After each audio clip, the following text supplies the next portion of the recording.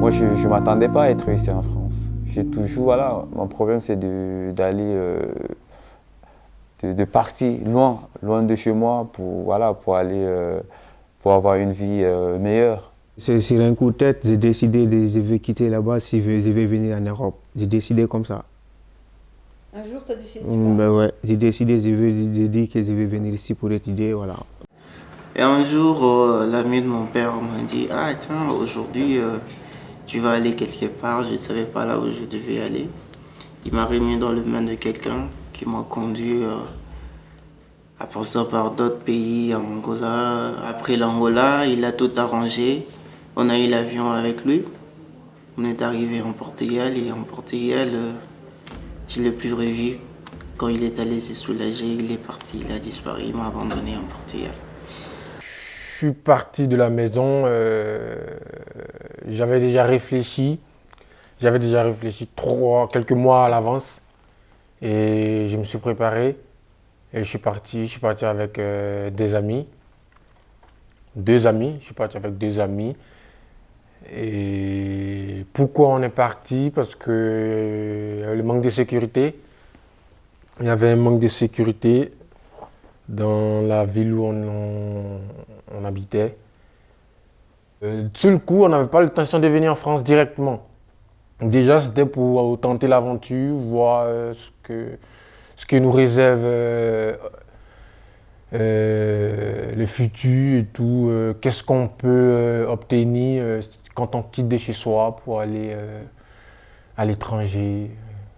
Bah, au départ, on a pris un taxi à Conakry jusqu'à Mali. Après, voilà, à Mali jusqu'à Gao. Gao pour aller en Algérie, il y a un peu de trafic là-bas. Des fois, vous montez dans le car et si vous approchez les frontières, ils vous descendent sur le désert pour dire que vous allez marcher pour ne pas que la police vous voie, quoi. Les choses que j'ai vues, j'aimerais même pas que mon ennemi fait le même truc que j'ai fait, parce que franchement, j'ai risqué ma vie.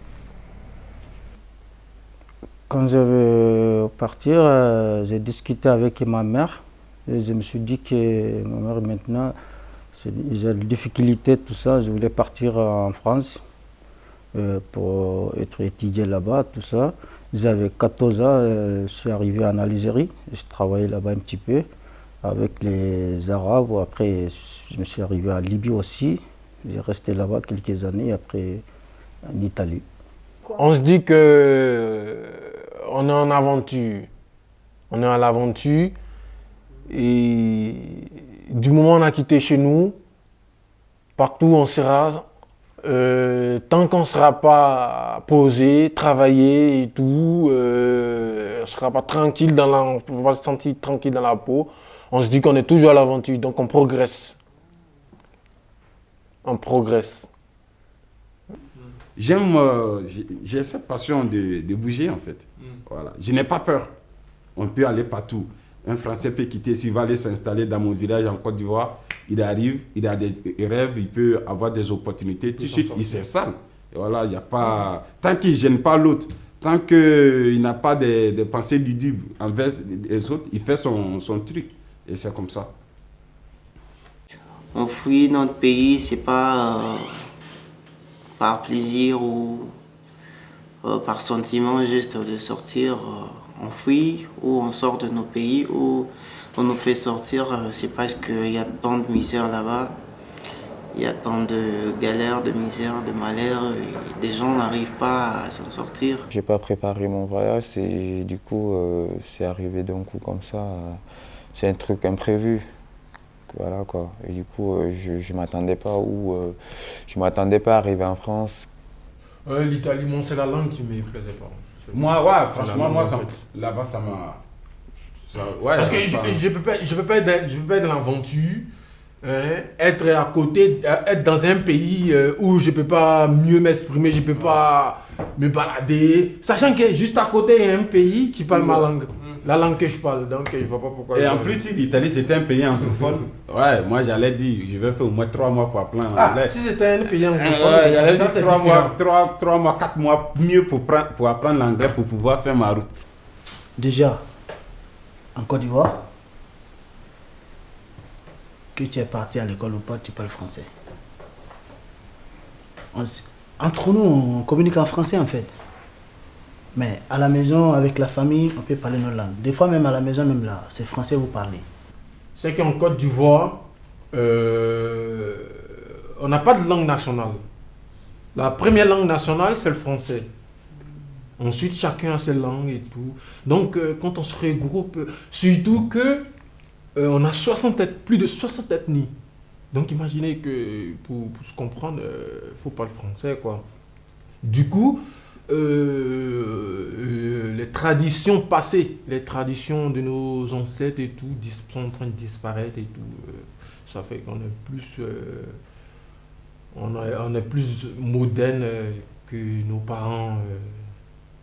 Nous sommes quittés nous sommes quittés de chez nous parce que on voyait pas nos rêves s'accomplir parce que c'était compliqué. Il n'y avait pas de moyens, on était dans la galère, il y avait la pauvreté, tout. Voilà quoi. Nos parents, ils n'avaient pas des moyens pour nous amener à l'école et du coup, on rêvait d'aller à l'école, voilà, pour essayer d'avoir une vie meilleure quoi. Moi, mon rêve, c'était ça, venir. Ouais, c'est ce que j'ai vu. Je peux dire qu'en ce moment, moi, j'ai vu ma passion en fait. Parce que je voulais apprendre quelque chose de mes 10 doigts, c'est-à-dire connaître un truc déjà. Et plus tard, retourner chez moi, pourquoi pas créer une entreprise, aider aussi les autres. Voilà.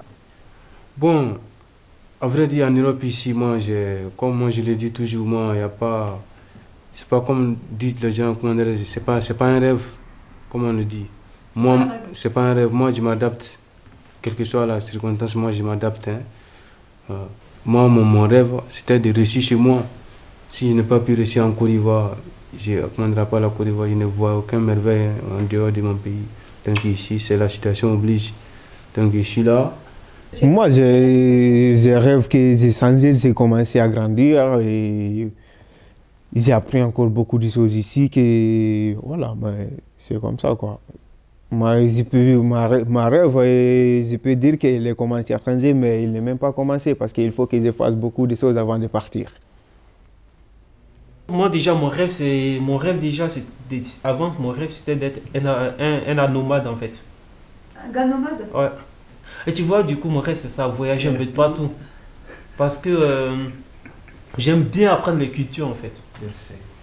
J'aime bien apprendre les cultures de autres pays, de genre aller un peu partout. Et je remercie le bon Dieu d'avoir double nationalité. Du coup, ça va me faciliter un peu la tâche de faire tout ça. Du coup, je suis bien content de ça déjà. La poro. Et c'est un peu Donc ça. tu vas continuer à voyager? Ouais, je vais continuer de ouf. Voyager. Là, j'ai réalisé mon rêve et j'ai continué à réaliser mon rêve parce que c'est pas fini. C'est pas fini. Le rêve, c'est. On ne rêve plus quand on est mort.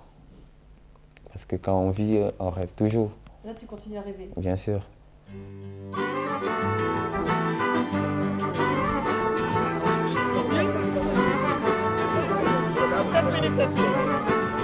Madame, je ne te connais pas, mais aujourd'hui, eh ben, tu vois, sur cette place, j'aurais voulu que tu sois là. On aurait donné de la voix, brisé la glace. Que tu en as fait du chemin pour devenir mon voisin, sortir de l'impasse. Tu as trouvé une famille, je le vois dans leurs yeux qui brillent, c'est trop la classe.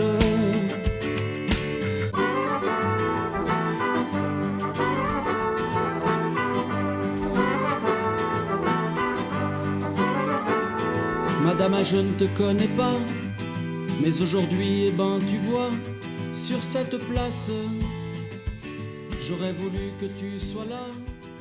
On aurait donné de la voix, brisé la glace. Que tu en as fait du chemin pour de